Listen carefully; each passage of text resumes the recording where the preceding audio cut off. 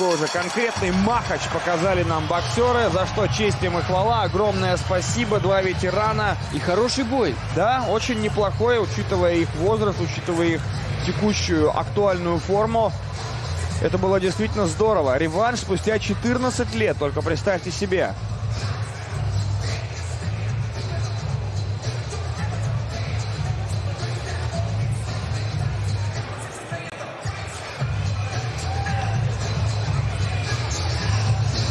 Ну, конечно, вполне вероятно, что благодаря вот этим концовкам и завершению этого раунда Sakio Bika здесь выйдет победителем. Ну, на мой личный взгляд, хотя вот я думаю, что бой достаточно близкий.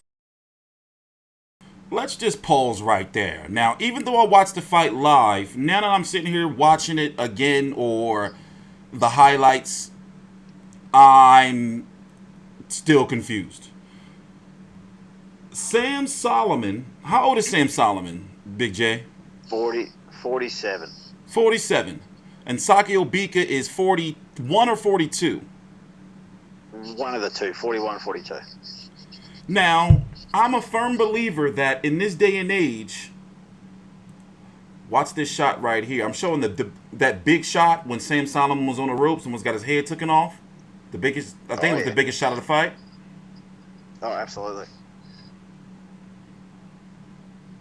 Oh, this was some brutal highlights in this fight. So, oh, fuck yeah. You know, a lot of people have questions. And can you briefly, because I'm still a little bit in shock. Now, even with all the exhibitions and everything that's been going on, and all the fighters from now, Juan Manuel Marquez is going to be taking on Miguel Cotto in an exhibition. Julio Cesar Chavez Sr. taking on Hector Macho Camacho. Juan Manuel Marquez, we already talked about him, Marco Antonio Barrera just announcing that he's taking on somebody in an exhibition. Of course, all started pretty much by Tyson versus Roy Jones. So seeing something like this, it's entertaining. I was highly entertained.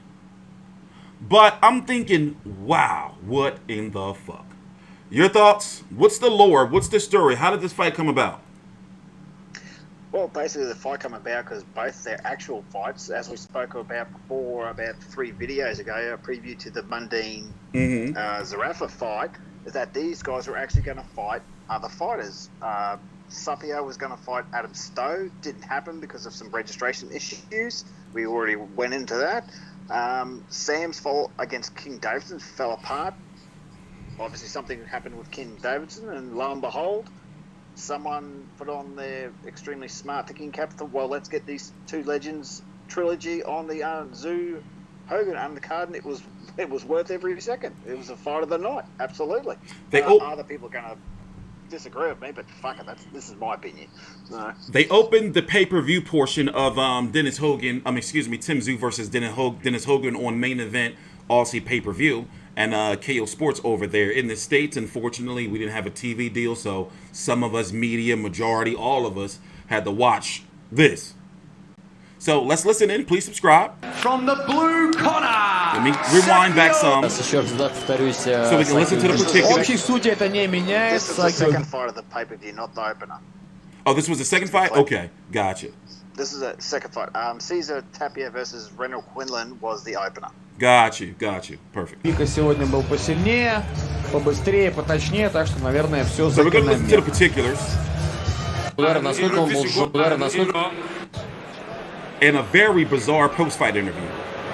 Please subscribe, Ladies and gentlemen, just like the before video. we go to the official decision, please, a massive round of applause and show of respect for these two warriors. 8 magnificent rounds of professional boxing. Also, by the way, it should be actually a good listen now that you know the results of the fight, or after this you're about to. Big J did an interview with Sam Soliman that I'm going to be uploading later on today that was actually before the fight. So in hindsight, you'll be able to get a little bit of the thought process of how he felt going in. And it's looking like I'm wondering if this is going to be his last fight. But let's get to the particulars so we can talk about the undercard. And listen to who Sakio Bika wants next, even though you see it in the title. Former world champions in center ring. Ladies and gentlemen, after 8 rounds, we go to the judges' scorecards for a decision. Judge John Cauchi scores the contest 80-73. Judge 80-73. Dean Cambridge scores the contest 79-73. 79-73. Judge Shane Stamford scores the contest 78-74. All three 78-74. scorecards in favour of our winner by unanimous decision. From the blue corner, Sakio, the Scorpion. Но даже вот с большим Bika. преимуществом мы увидели преимущество, как раз еще раз повторюсь, Сакио Бики. Общей сути это не меняет. Сакио Бика сегодня был. So before we listen to Sakio Bika's post-fight interview, I want you to listen to something here from Oscar De La Hoya, the Golden Boy himself. Please subscribe, like the video.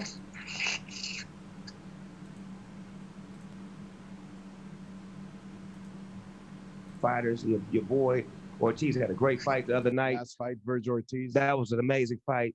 But I feel like it's something missing, man. I keep seeing you in the ring, but I don't see you in the ring. I mean, talk to me. Why don't you? I mean, you're part owner of a Triller Fight Club. Why don't you tell me? I think you should tell him, man. It's you, not me. Okay. July 3rd, I'm making my comeback. Ooh. Oh boy. You heard it here first, and he dropped the microphone. Only West Coast Kings can do that. You understand me? So with that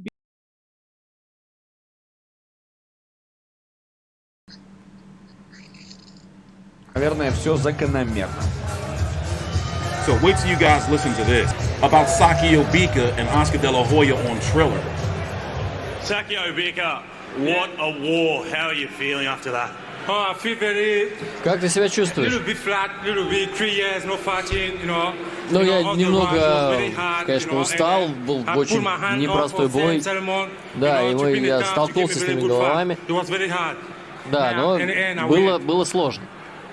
Just how tough was he to go down? You fed him punches, he just refused to go Ты, down. да, Of бросал course, по he нему never- удары, he насколько он был refused to go down жесткий. because, you know, he's Shogun in the world, you know, he's just always one of the toughest fight Да, in the и world. вообще надо You know, when отметить, you что он fight один him, из you need to самых prepare very жестких well because соперников, с very которыми я awkward. когда-либо Again, when I say встречался. he's awkward, he's very good fighter. You can't say И he's not. очень He's very хороший more боец. experience, he knows exactly what he's doing.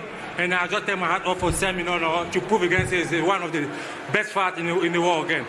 Да, Yeah, я a few хотел, в issues, общем-то, the eye, доказать, the что я knee, могу how were на they должном gonna уровне сражаться с одним из лучших бойцов мира, как бы то ни было. To take it easy, to try to look at taking care of my knee, and the eye to see when you're the champion, you need to know how to handle business. And in the end, I knew how to handle my business, and that was, you know, I showed the people around Newcastle, around Australia, around the world, I'm the better fighter. Just finally, Ну и, кстати, я так понимаю, что Сакио Бика говорит о том, что не против продолжить свою карьеру еще дальше. I never like to challenge nobody. But my own challenge, the one I want to challenge now, is very personal because, you know, Justin Bieber and then Snoop Dogg, they have this big company, you know, and De La Hoya is coming. He said we're looking for the opponent. Да, и упоминает то, что Оскар Де Ла Хоя возвращается в Because in бои. the meantime, I can't challenge again nobody around America, England, Australia. Ну и Сакио сейчас такое ощущение, что начинает бросать вызов вообще всем, кому можно. Да, ну и говорит о том, что я не против, в принципе, стать оппонентом против.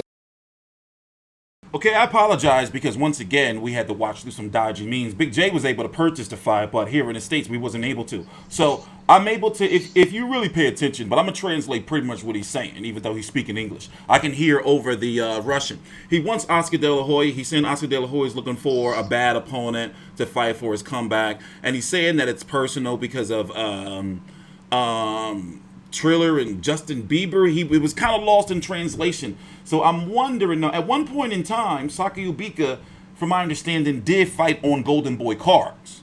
So maybe it's something there, you know, I don't know. But Oscar De La Hoya is looking for a comeback. He's supposed to be coming back July the 3rd on Triller. And there's a lot of rumors that Golden Boy fighters will end up on there, but that's a whole different thing. But there you go.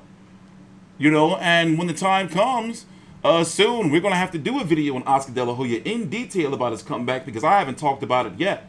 So since we're a little bit short on time, it's looking like, and I haven't seen anything yet, that Sam Soliman is going to continue to fight. And as you can see, Sakio Bika is definitely going to continue to fight. crazy times we're in the boxing world. But let's get on to the undercard. What was the fight of the night? Fight we just spent the last 5 minutes talking about. Absolutely. Sakio versus Sam was the fight of the night. Closely followed by Wade Ryan versus... I love the Wade Ryan fight. I'm actually really impressed by Wade Ryan. Even though Wade in the ring just looked like the most docile character just waiting for you to hit him, he was actually pretty impressive. So there's a big difference between reading about someone's record and actually watching them fight. So that's the first time, bar the Tim Tszyu highlights, I've actually seen him fight, and he was really, really impressive.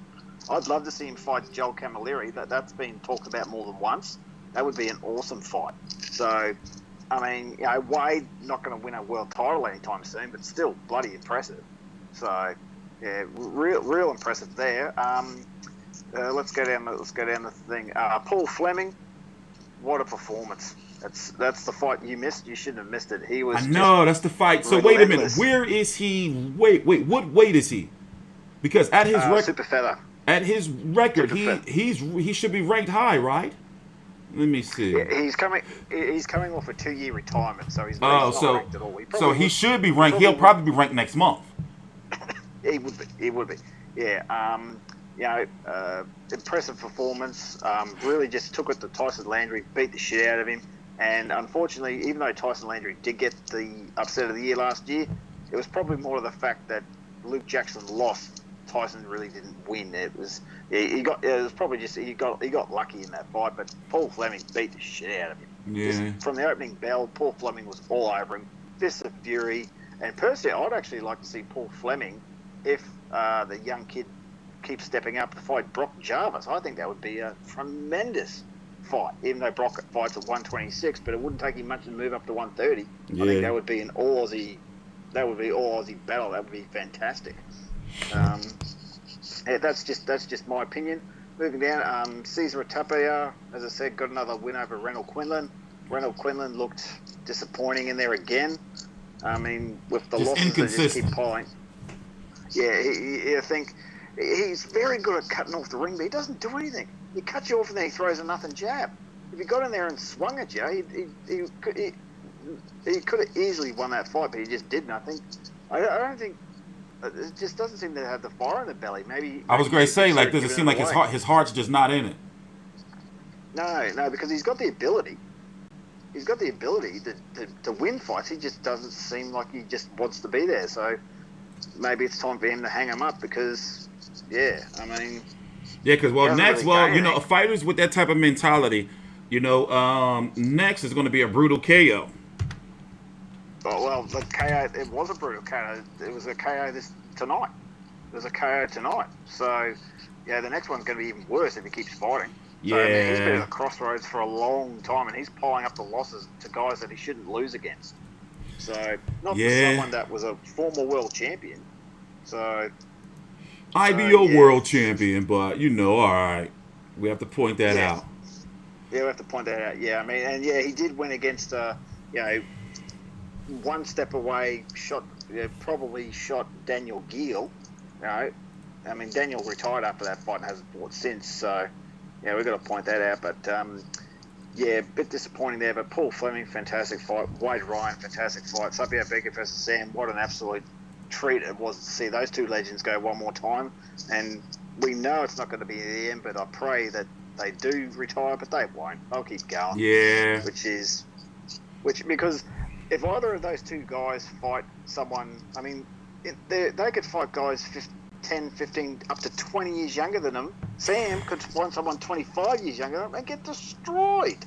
You don't want to see that. And also what you're saying is there's commissions too. We don't know what type of hell these guys had to go through to even get in the ring with the commissions and having the fight sanctioned. Exactly. Because... Go ahead. What were you saying? I was saying, there's a young fighter, up and comer, called Isaac Hartman. Mm-hmm. I think he's only 8 or 9 or 0. He would eat Sam for breakfast. Yeah. He would. Yeah. Sam 47. He looked every second of it in the ring. He did. It was looking bad in there. In great shape for a 47-year-old man. He was That's what I'm saying. Yeah, in great shape for a 47-year-old mold, but I'm talking bad of reflexes. You know, that back leg dragging. You know, like the punches, like you could see him coming, like and him flopping all over the place. Like basically, I just had the nightmares of him when he fought Jermaine Taylor, a fight in which he was winning, by the way. Exactly. That video's here on the channel. Yeah, I think the only reason Sam survived is because his opponent was a 42-year-old man himself. Yeah. So, yeah, because after later, I mean, we saw what happened. Yeah. We saw what happened the last 30 seconds of the fight. Sakio Bika had enough. He was trying to get him out of there. Oh, exactly. And if it was one more round, Sam wouldn't have made it. The tar would have came in. No, it's exactly. I mean, and Zerafa Mundine proved what happens when men take on fellas damn near 20 years younger than them. Yeah, so, you're getting sparked out. Yeah. Or you're going to get hurt. Get sparked out. You know, exactly. Well, right now, as we're recording this video, our Tszyu versus Dennis Hogan video is now still going live. So we're going to be releasing this video right now immediately after who's watching. You know, the card just ended. It's been about 2 hours now, about an hour and a half, right? Oh, no, not even an hour. I mean, what time is it now? Now is it's 12. Yeah, the broadcast is, ended. Actually, for this, that was for me. Just real quick, that wasn't a longer broadcast. Did it seem like it went on a little too long? Like later than usual? It did for a Tszyu fight, but normally, like when you had, I remember the Danny Green and the Mundine fights, 11:30 stopping. That's about the norm. It's about the norm. Gotcha, because I don't really never remember covering a card this late. But then again, we are doing videos now. So, until next time, we still got some more. Shout out to Matty. Hang on, I got to get this in. Shout out to Matty Rose, because fuck me, he does a good card each and every time. Those No Limit guys do a brilliant show, and yeah, they do a fantastic show. I didn't know about this guy up until about not even a year ago, about a year or so ago, and I'm impressed with what they're doing with these Tszyu cards. Even with the Paul Gallen Mark Hunt, I'm impressed with what they're doing, because they knew that Tszyu versus Morgan wasn't really going to, so they said, all right, throw this on there too. They're crafty over there. I like them. We got to get to one of their events one day. Like, well, Paul Gallen's fighting Lucas Brown in 3 weeks. There's another one coming up. There you go. So, we're going to be... I was turned off by that fight, but to wrap up the video so we're not here for another 25 minutes, I was turned off by that fight. But all right, since I'm a degenerate boxing fan, we're going to be providing full coverage for that. So we're definitely going to be here for the post-fight and, and going from there. So be sure to make sure you like the video and subscribe and follow us on Twitter. Also, FightView 360 is undergoing some maintenance. As you can see, we're back to being consistent again, and soon we're going to start sending you out emails, hopefully, so you can sign up for the mailing list, so you can get our blogs, and rankings as soon as they're updated. So stay tuned. Things are, getting there. With T-Street Controversy with FightView 360 and Big J, please subscribe.